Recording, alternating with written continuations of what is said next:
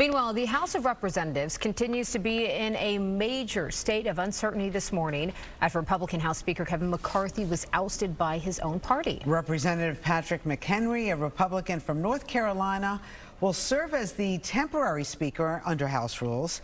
House Republicans will gather next Wednesday to hold internal elections to nominate a new speaker.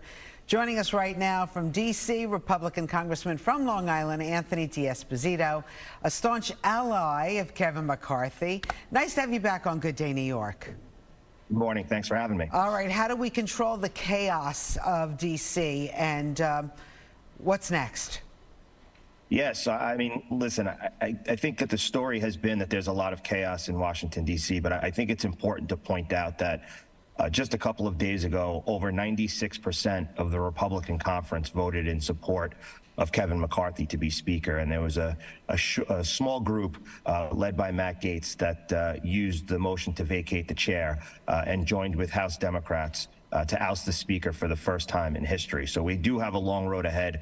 But I think it's important to note that so many Republicans are in unison for our leadership. Well, Matt Gaetz, he did what has never happened in the history of America. What happens to him? What are you guys going to do, if anything? Well, I think that we'll see how that plays out over the next few days and weeks. I think we'll see the personality of our next speaker. And I think we needed this weekend to let some emotions relax so that we can make the best decision moving forward. I think in my personal view, Matt Gaetz made a decision.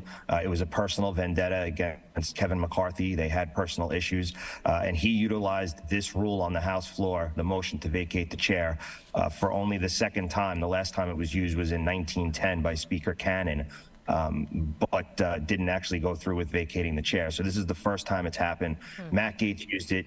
In my own opinion, he's an egomaniac who literally used one of America's oldest institutions to bring our government into chaos. Yeah, and chaos it is right now. Let's talk about what's happening next. You can nominate anyone to be speaker. I mean, Rosanna might be available. I don't know how much. I don't know how much you pay. but what names do you have right now on the table, and what's most likely to move forward in terms of who that's going to be?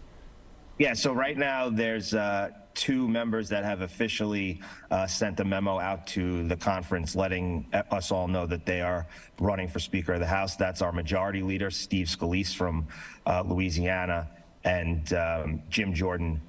They have both sent out letters to the conference letting them know that they have every intent of running for Speaker of the House, and that they will begin to reach out to the conference members, as early as of yesterday, to start having conversations and prepare for the conference meeting on Tuesday at 6 p.m. But another big name being thrown out there, former President Donald Trump.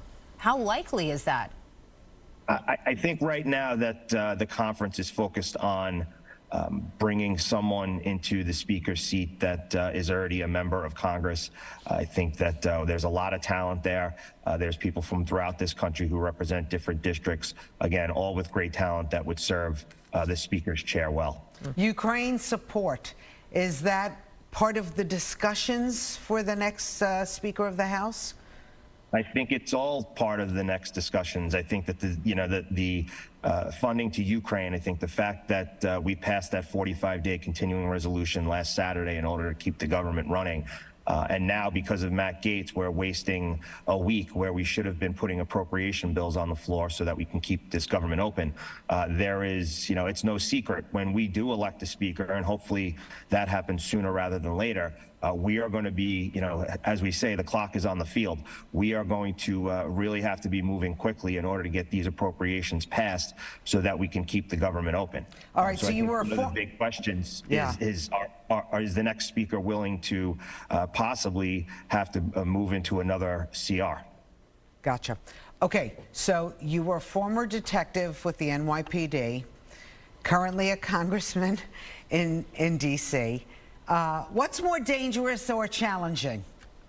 Well, as an NYPD detective in Brownsville, Brooklyn, at least you knew where the slings and arrows were coming from. Really? D.C.? It's crazy, right? In a different way. It is, but it's been quite a learning experience, and more importantly, it's a true honor.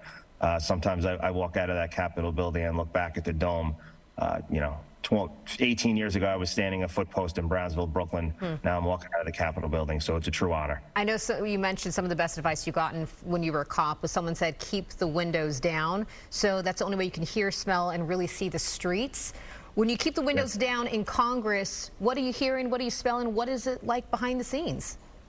I think, there's a lot of personalities, and I think that what's important to talk about is, there's a lot of mutual respect, and we all understand that we represent different districts with very different needs. I represent Long Island, where it's a moderate community. You have people who represent districts that are very, very, very conservative. You have people that obviously represent districts that are very progressive. And there is that mutual respect that when you have to take a vote, you take a vote that is best for your district. But what we saw last week was not about making a vote that was in the best interest of his district. That was a personal vendetta, and it should have never been utilized to send the people's house into chaos. It's bad, just a bad message to send all over the world. Anyway, Congressman Anthony D'Esposito, thank you so much for coming on Good Day New York. Good luck.